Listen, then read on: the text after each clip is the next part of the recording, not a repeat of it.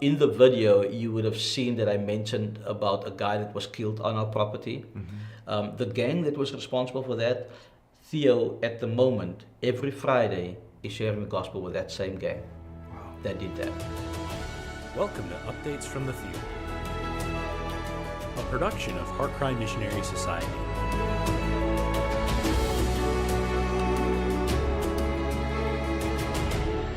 Welcome to another update from the field. I'm here today with Mario Maneville from Bellville South in Cape Town, South Africa.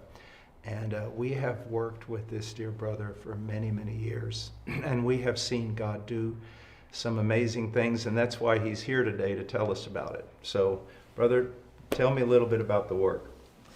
Well, Bellville South in Cape Town. So, as you know, it's a rough neighborhood that we're in. Gangsterism, prostitution, drug dealing, a lot of domestic violence, those kind of things. But in the midst of all that, the Lord has planted a biblical church and has done some good work through the gospel being preached in the streets of Bellville South. Amen. And from door to door. Amen. Now, recently, I think we made a film here. Great Mercy. How has that impacted the ministry? Wow. That has impacted our ministry in a big way. Now, the people of Bellville South, not necessarily, they might not see the video, but a lot of churches from outside of Bellville South have seen the video. A lot have given a lot of messages, sent me a lot of messages, emails, Facebook, all those kind of things, and just praying for our church. And recently we had a lot of visitors coming. One of those visitors was an entire church. So, Wow. so it's a new church, church plant in Stellenbosch area, and all of them, about 30 people that came to visit our church, and we had a church was packed with people. What do the people in the church think about it? So yeah, everybody's excited, Yeah. and if you know anything about our church members, they're all over it, you know. Yeah. So it was just good to welcome these brothers and sisters into our church, and to see them come from a nice suburban area to our rough neighborhood to come to our church.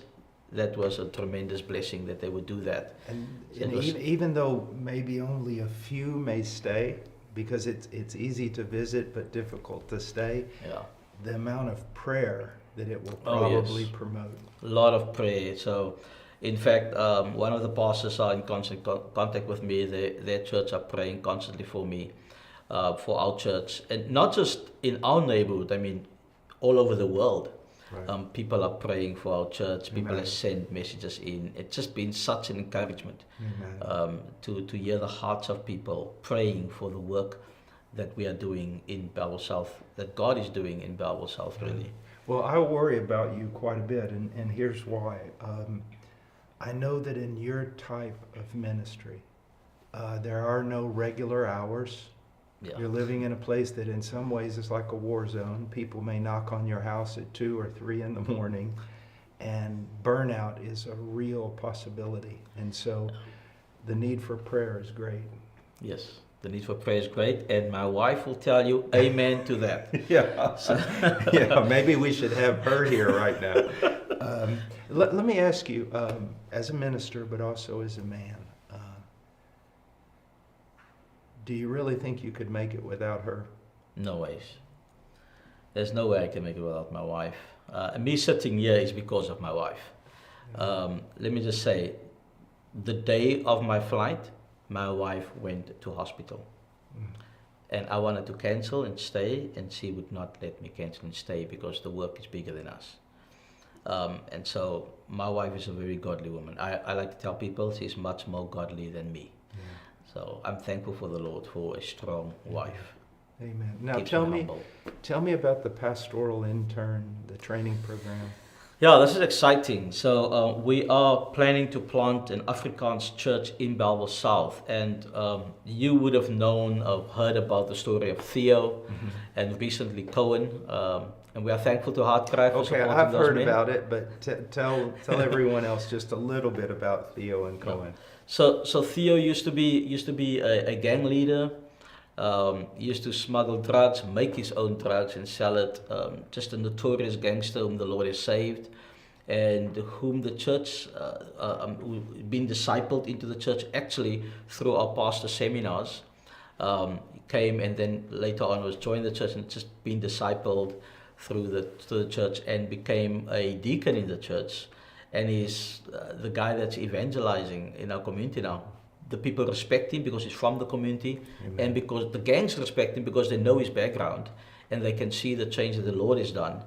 And it's just a bold, fearless brother when it comes to ministering. And just to say, in the video, you would have seen that I mentioned about a guy that was killed on our property. Mm-hmm. The gang that was responsible for that, Theo, at the moment, every Friday, is sharing the gospel with that same gang.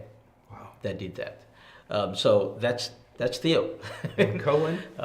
Cohen is another brother, also have a gang-related background, used to be on drugs and all that, but was very heavy in the Pentecostal movement.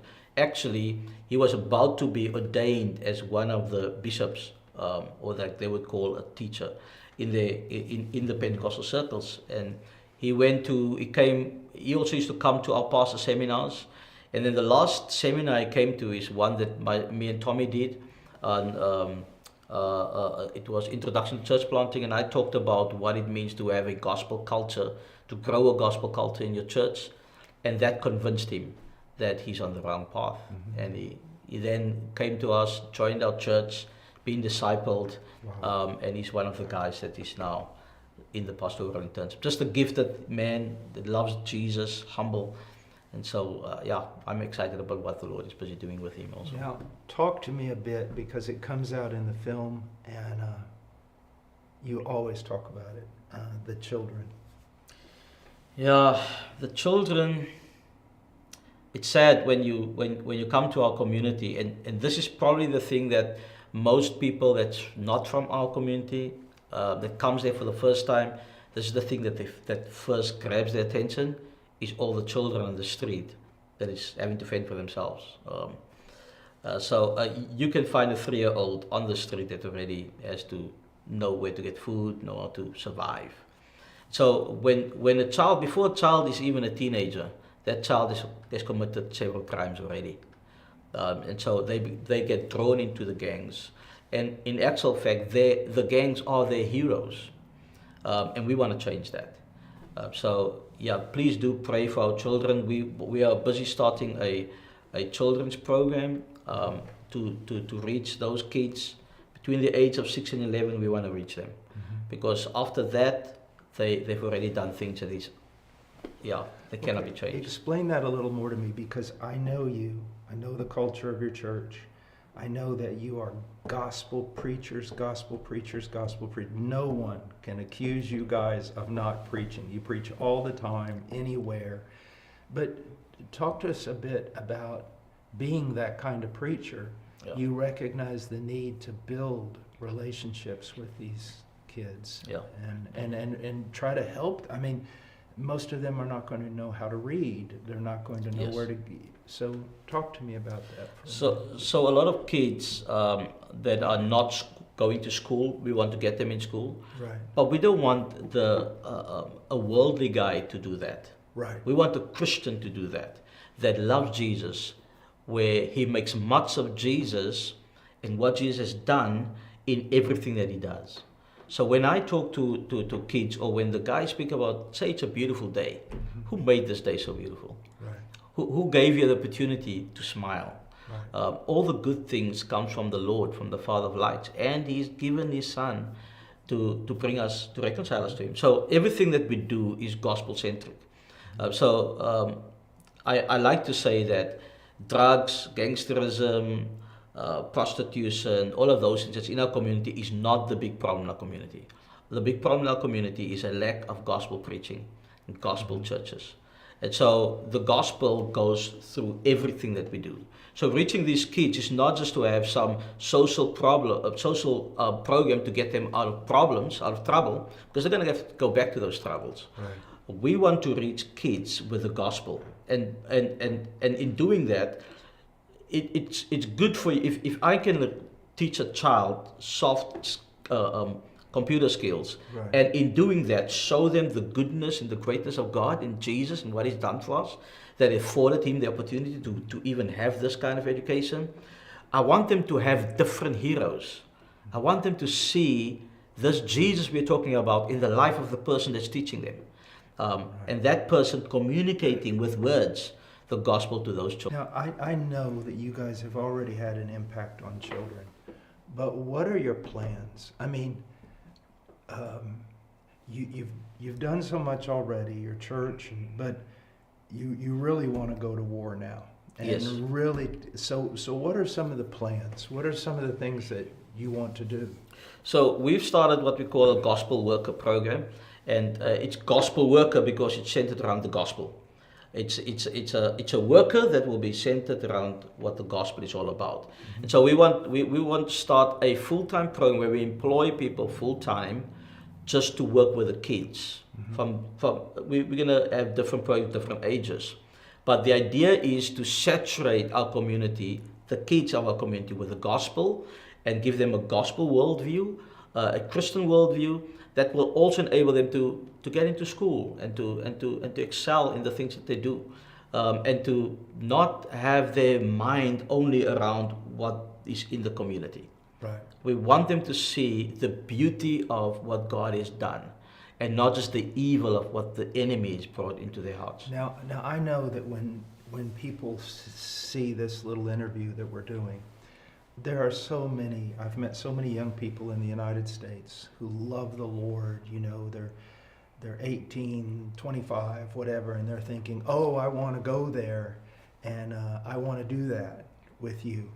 And that's wonderful, but speak to me for just a moment before we conclude about it's really almost an impossibility, and that those workers need to come from your church. Yes. Because this is not a TV show. This is a very dangerous place. Is that? Yep.